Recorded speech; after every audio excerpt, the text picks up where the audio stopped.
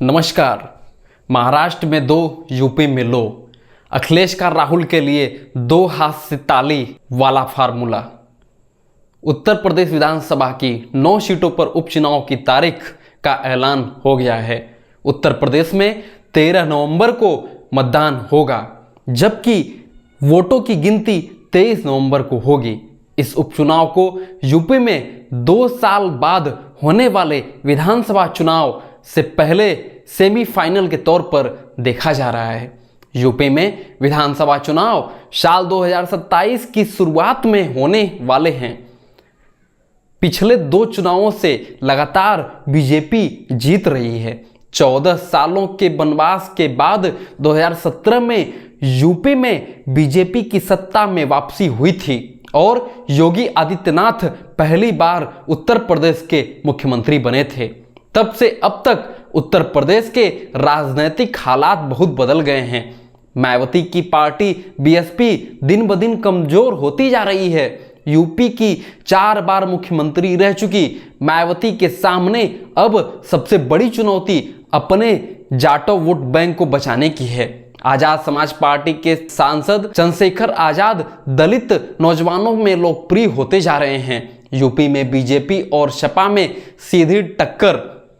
UP में विधानसभा चुनाव के उपचुनाव में इस बार एनडीए और इंडिया गठबंधन में सीधी टक्कर है। मोटे तौर पर देखें तो चुनाव बीजेपी और समाजवादी पार्टी में है। अखिलेश यादव ने तो विधानसभा की 6 सीटों पर उम्मीदवार भी तय कर दिए हैं। सूत्रों से जानकारी मिली है कि कांग्रेस से जल्द ही सीटों के बंटवारे पर बातचीत शुरू हो सकती है, लेकिन इसमें पेंच महाराष्ट्र का भी है। समाजवादी पार्टी महाराष्ट्र में कम से कम 10 सीटों पर चुनाव लड़ने के मूड में है। अभी महाराष्ट्र में पार्टी के 2 विधायक इसी हफ्ते यूपी के पूर्व मुख्यमंत्री अखिलेश यादव महाराष्ट्र का दौरा करने वाले हैं। वे 18 अक्टूबर को मालेगांव में रहेंगे, जबकि अगले दिन वे धुले का दौरा करेंगे।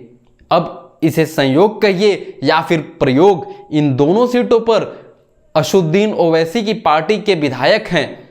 अखिलेश यादव और ओवैसी का रिश्ता हमेशा से 36 का रहा है। अखिलेश को लगता है कि ओवैसी की पार्टी मुस्लिम वोट का बंटवारा करती है। ओवैसी का आरोप रहा है कि समाजवादी पार्टी में मुसलमान नेताओं को सिर्फ दरी बिछाने का काम मिलता है। महाराष्ट्र पर कांग्रेस को रियायत देंगे अखिलेश। समाजवादी पार्टी महाराष्ट्र चुनाव को लेकर के गंभीर है।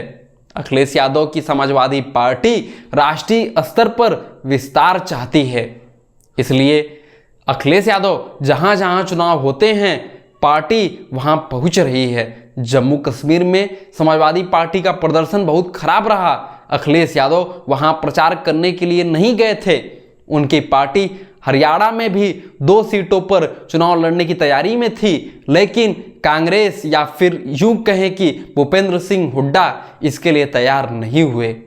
फिर भी अखिलेश यादव ने कांग्रेस के समर्थन में हरियाणा में चुनाव न लड़ने का फैसला किया, लेकिन महाराष्ट्र को लेकर के कांग्रेस को अब और रियायत देने के मूड में नहीं है। एक हाथ दो, एक हाथ लो का सिद्धांत क्या अखिलेश यादव अपना रहे हैं? कांग्रेस के लिए अखिलेश यादव के पास बस एक ही मैसेज है, महाराष्ट्र में दो और यूपी में लो। फार्मूला है कि अगर महाराष्ट्र में समाजवादी पार्टी को सम्मानजनक सीटें मिली तो फिर यूपी में कांग्रेस का मान रह जाएगा। यूपी कांग्रेस के अध्यक्ष अजय राय कई मंचों से विधानसभा की 10 में से 5 सीटें मांग चुके हैं, लेकिन अखिलेश यादव कांग्रेस के लिए बस 2 सीटें छोड़ सकते हैं। वैसे उनके कई करीबी नेता बस गाजियाबाद सीट देने की बात कर रहे हैं। अगर महाराष्ट्र में अखिलेश यादव को मनमाफिक सीटें मिली तो कांग्रेस के खाते में 3 सीटें भी जा सकती हैं। ये सीटें गाजियाबाद, खैर और मीरपुर। कांग्रेस और समाजवादी पार्टी की दोस्ती एक हाथ दो और एक हाथ लो के सिद्धांत पर टिकी है। अगर आपको हमारी वीडियो पसंद आए तो इसको अपने दोस्तों के साथ शेयर करिए और हमारे वीडियो को लाइक करिए और चैनल को सब्सक्राइब करिएगा। धन्यवाद। मिलते हैं अगली नेक्स्ट वीडियो में।